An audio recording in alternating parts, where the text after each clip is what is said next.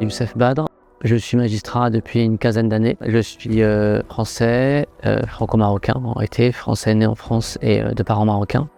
On n'est pas resté à Levallois-Perret, mes parents avaient fait une demande de logement social à Levallois-Perret et ils ont été rejetés.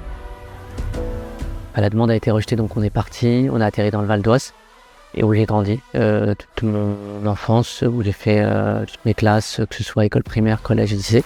Après la rencontre d'un professeur à Villetaneuse, j'ai décidé de préparer le concours de la magistrature que j'ai eu la deuxième fois.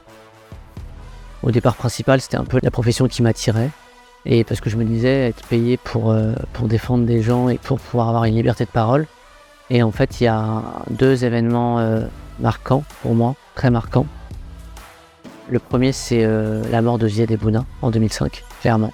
Et je suis au carrefour sur la question de mon avenir professionnel. Est-ce que je vais vers l'avocature ou est-ce que je me tourne vers autre chose? Et la rencontre d'un prof qui nous fait débattre à Villetaneuse le matin, le vendredi matin, sur des sujets de société.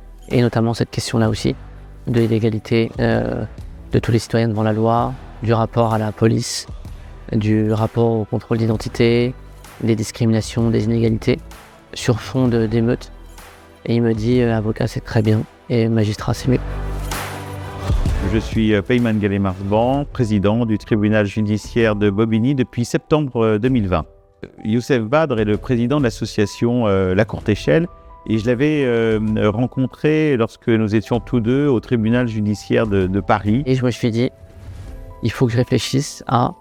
Moi, je connais beaucoup de magistrats, beaucoup d'avocats, en plus d'étudiants qui me contactent. Il faut réfléchir à la façon de les mettre en relation. Et il m'a sollicité pour que l'on mette en place une convention de partenariat avec l'IUT de Villetaneuse, l'idée étant de pouvoir accueillir des stagiaires qui exercent leur formation au sein de cette IUT. C'était la première démarche et puis il m'a parlé de son association.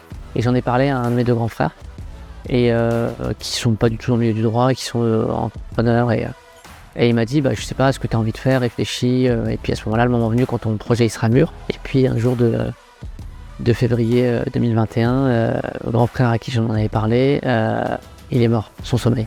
Il est parti en dormant, à l'âge qui est le mien aujourd'hui. Et je me suis dit, en fait, quand on a un projet dans la vie, il faut pas le remettre au lendemain. Youssef, moi je l'ai rencontré dans le cadre d'un sport, de l'athlétisme, c'est-à-dire qu'on pratique tous les deux l'athlétisme, le cross, les marathons dans un club. Il avait une idée, c'est-à-dire de monter une association pour aider des jeunes à préparer des concours aux grandes écoles. Je m'appelle Edina, je suis consultante en communication digitale et je travaille pour l'agence La Net Squad. Et c'est par ce biais-là que je travaille pour La Courte Échelle avec Youssef depuis un peu plus de 3 ans qu'on aide La Courte Échelle donc, depuis sa création. Le monde, il n'est pas binaire. Moi, je leur dirais, ne mettez pas vos ambitions à la baisse, au contraire, visez plus haut.